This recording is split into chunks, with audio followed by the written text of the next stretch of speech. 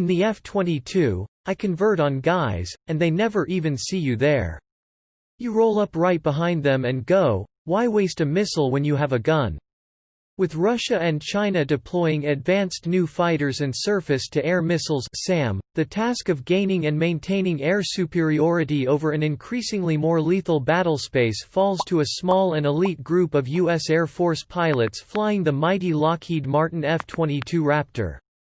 Conceived during the waning years of the Cold War, the stealthy high-flying supersonically cruising Raptor was designed to defeat the most fearsome weapons the Soviet Union could hurl at the United States and NATO during a Third World War in Europe. However, with the end of the Cold War and subsequent 1991 collapse of the Soviet Union, the F-22 was left without a mission, or so it was thought. Indeed, the second Bush and Obama administrations cancelled the F-22 program in 2008 after only 195 aircraft, 187 production plans, were ordered because they made the assumption that high-end state-on-state conflicts were a relic of the past. However, as it is becoming increasingly apparent, they were wrong. To each and every one of you for what you do for us every single day. This first appeared in November 2016. Earlier this year, Defense Secretary Ashton Carter spoke about a return to great power competition. And move forward the arrival of that terrific aircraft right over there. We will be prepared for a high-end enemy. That's what we call full spectrum. In our budget, our plans, our capabilities and our actions, we must demonstrate to potential foes, that if they start a war, we have the capability to win. Because the force that can deter conflict, must show that it can dominate a conflict, Carter said, speaking at the Washington Economic Club in February. In this context, Russia and China are our most stressing competitors. They have developed and are continuing to advance military systems that seek to threaten our advantages in specific areas. And in some case, they are developing weapons and ways of wars that seek to achieve their objectives rapidly, before they hope we can respond. Indeed, even after the collapse of the Soviet Union, Russia protected the best of its military-industrial capabilities as much as it could during the economic and social meltdown of the 1990s. Despite its severe problems, Russia managed to develop and field advanced weapon systems such as the Su-35S Flanker E, S-300V4 and S-400 among others. Meanwhile, a rising China modernized its forces in earnest, developing new fighters and new SAM systems such as the formidable J-16 and HQ-9.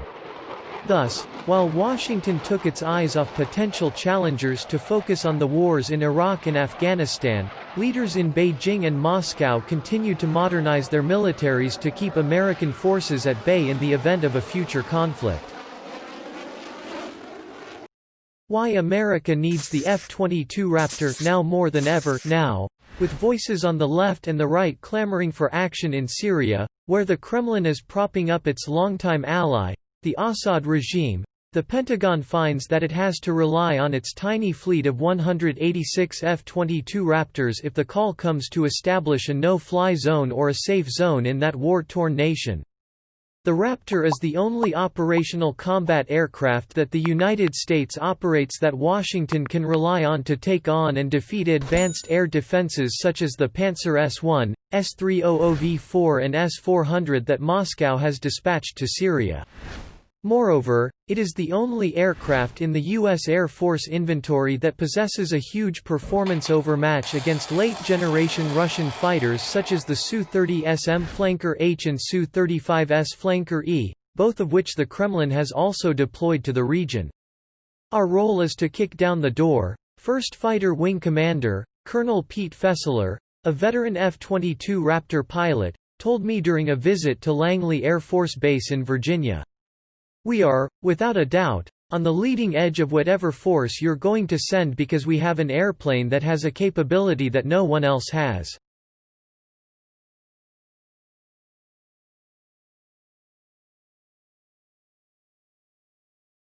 Training matters, but while it is important to have the right tools, more important is the human dimension.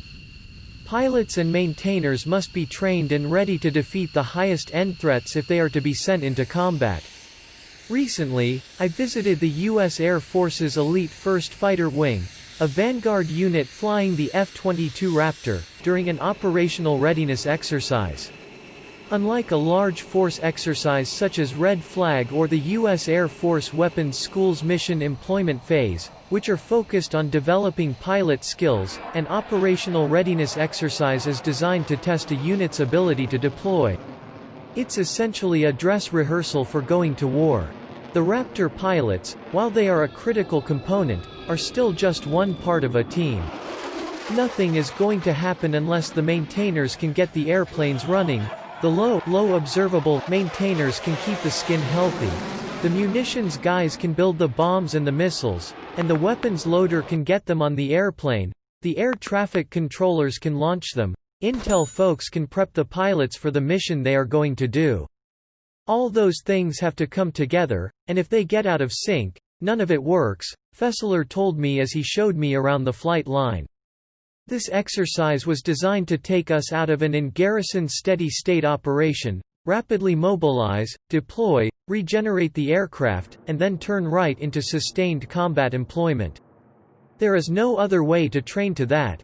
As Fessler explained to me, the idea behind the exercise was to take the 6 squadrons that make up the wing, plus personnel from the Virginia Air National Guard's 192d Fighter Wing and the supporting units, and deploy them to a different part of the base while simulating austere conditions. For the purposes of the exercise, the wing was given, "Prepare to deploy," orders for a particular theater and told to get ready to leave with very little notice. Once ordered to deploy, the wing and its personnel then had to package all of the support equipment and configure their aircraft for that particular theater and then deploy within a few hours. Indeed, during my visit, the wing's 2 F-22 squadrons had deployed to 2 different parts of the base and were operating out of tents on the flight line. "It's very carefully orchestrated," Fessler said. "The ultimate insurance policy. In many ways, the Raptor is the U.S. Air Force's insurance policy. While the rest of the Air Force has been preparing for and fighting low-intensity warfare scenarios, as an elite vanguard force, the Raptor fleet has focused almost exclusively on defeating the highest-end threats. We've been focused on the high-end threat all along," Fessler said. "In fact, the departure from standard for us is the times we go over to OIR, Operation Inherent Resolve, the counter-ISIS campaign, and do the close air support type missions over there. Low-intensity conflict is not our bread and butter. Even since the earliest days when the Raptor entered operational testing 2002, the F-22 has performed incredibly well in simulated combat, amassing lopsided victories in the air. Even when flying against the most challenging simulated threats, advanced Russian fighters such as the Su-35 and S-300V4 and S-400, it is exceedingly rare for an F-22 to be shot down. Losses in the F-22 are a rarity regardless of the threat we're training against," Fessler said.